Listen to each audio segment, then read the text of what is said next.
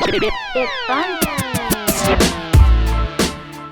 In the Federal Way Right. district, school district. How long were you in that position? I was only there 2 years and then I became a judge. But in the meantime, when I was on there, I had lived through a lot of the funding issues with education when I was in high school.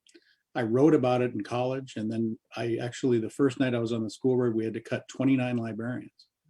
Oh, And so I was the one that kind of conceptualized a lawsuit against the state for education funding, because the state was not reimbursing school districts appropriately. There was discrepancies in how they did that. It was unfair. right. So we filed suit, which actually primed the pump for the McCleary lawsuit. So and then the opportunity to go and fix that court. I want to do both, but the ethics rules don't let us have non-judicial office, or else I'd have stayed on the school board too. Right, right. But I loved what I did and changed a lot of things and for the benefit of some students and parents.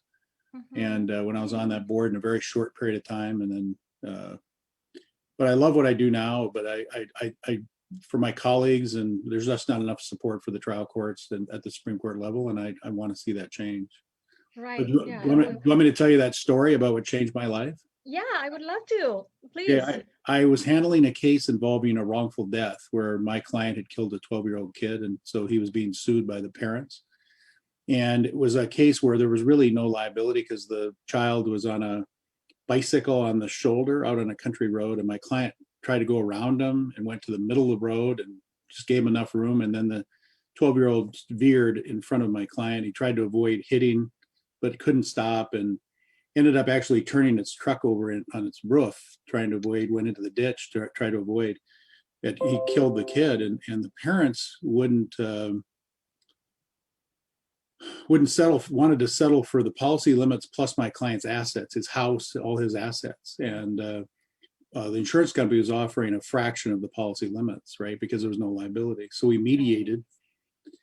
And I didn't think to ask about this of my client because it didn't have anything to do with the case and my training. But it turned out the mother of the child was so motivated to go after my client because she didn't think my client respected her son's death.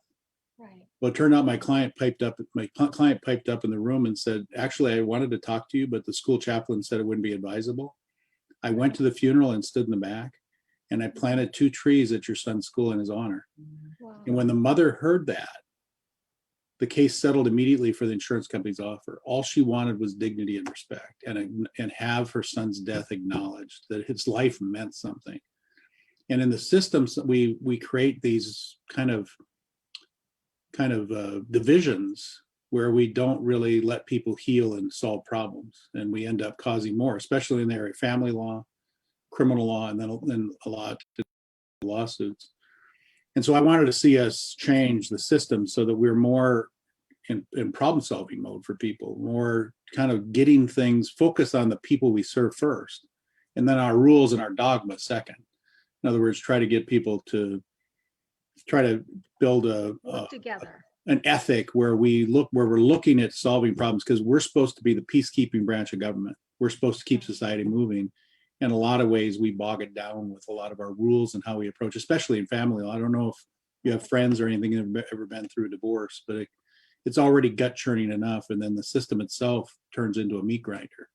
Right. And Yeah. so anyway, so that I've my been path. through a divorce myself, so I am aware of the nature of trials. Right. But I always thought that that's just the way it's supposed to be. I mean, you go to law school, and then you get the professor tell you it is as an adversarial place. Expect it. So how do you propose that is going to Well, change? I mean, this is the nature of the beast. Well, the thing is that you have to inspire, not require. And the thing is when you're focusing on the system, like you're talking about, where it's just, that's the most frustrating thing to hear, is that's just the way it is, right? We can't change it.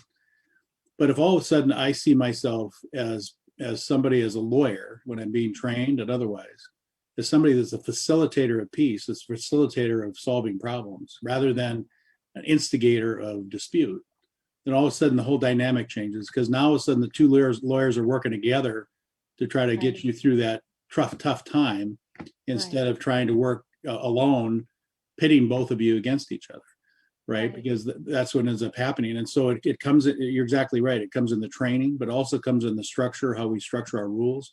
One of the ideas I had years ago was to have divorce arbitration so it can be private. It's quick, it's less expensive. You don't have to file a lot in court. The judge would still have to confirm the award, but it would be a lot less stressful, and you wouldn't be in front of, in a public court airing your grievances and talking about your finances and everything, and you could very dignified way part your ways, and instead of having it be on public display. And Right. So it's just, again, when you focus on people first, you can see where it can take you. Where if you focus on number one, that's just the way it is, and number two, it's adversarial. Face it, we're done. Then nothing will change. And by the way, the adversary system is not designed to get us at each other's throats. The adversary system means, the theory behind it is that each side has its version of the truth, and you allow those versions of the truth to clash and be challenged. And by having somebody on the other side challenging your evidence and challenging your position, and from that, the truth's supposed to come.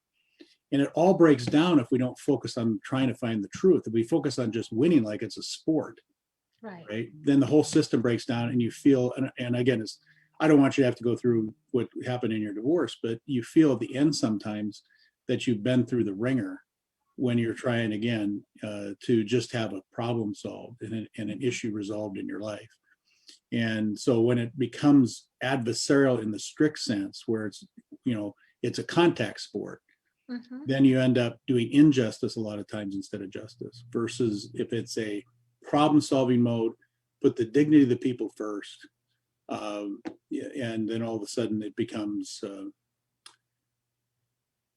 you're fulfilling really the purpose. I mean, back in the Constitution in Washington, they called judges in the lower courts justices of the peace. The whole idea is that we're supposed to create peace. And I know it sounds wishy-washy, Right. but Wishful, it's you mean? yeah, well, Sound wishy-washy.